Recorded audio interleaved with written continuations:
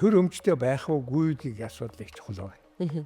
Тэгэхээр төрийг ер нь биднээс яагаад төр гэдэг юм бий болгосон бэ гэдэг энийг бодох хэрэгтэй байна. Төр өмчтэй байж тийм ээ. Тэр өмчөөс учиргүй ашиг олоод тэгээ биднэрт хэрэгүүлээд тэрийг тараах энэ зорилго одоо төрийн өмчтэй байх зорилго мөн үгүй. Энэтэй холбоотой би юу гэж хэлэх гэж байна вэ гэхээр төр ер нь өмчтэй байх ёстой юм уу юм. Өмчтэй байх ёстой бол ямар юм өмчлөх ёстой юм гэдэг нь их чухал байна. Тэгэхээр төрийг биднээс ер нь бий болгохтой бол биднээс нь татвар мөнгөөрөө төрийг бий болгож бидний өссөн татварын мөнгөөр тэр төр одоо бидний өөрсдөө хөдөлгөх явж байгаа. Тэгэхээр бидэнд ямар үйлчлэг хөдөлгөх ёстой вэ гэхээр одоо ноог зашгаар ингээд юм тараах нь чухал биш. Ерөөсөө төрд хоёр их чухал юм байгаа байхгүй.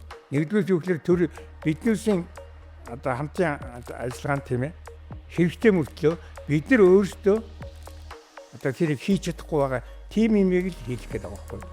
Тэр бол өөрт нь ганц улаан мөнгө байхгүй шүү дээ. Ганцхан биднээсээ өгсөн татвараар тэдний хөдөлж биднээсээ тэгээ эргүүл бидэнд одоо үйл ажиллагаа бидний хэрэгслийн төлөө үйл ажиллагаа явуулах.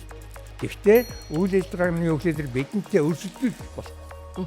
Бидний хийж чаддаг бүх юмыг төр хийж болохгүй. Тэрний төлөө биднээс татвар өгөөг байхгүй. Татвар өгж байгаа гол шалтгааны өглөөдөр бидний хийж чадахгүй мөртлөө бидэнд хэрэгтэй юмыг л хийх гэж төр мөнгө өгч байгаа байхгүй. Татварын зорилго нь тэр ерөөсөө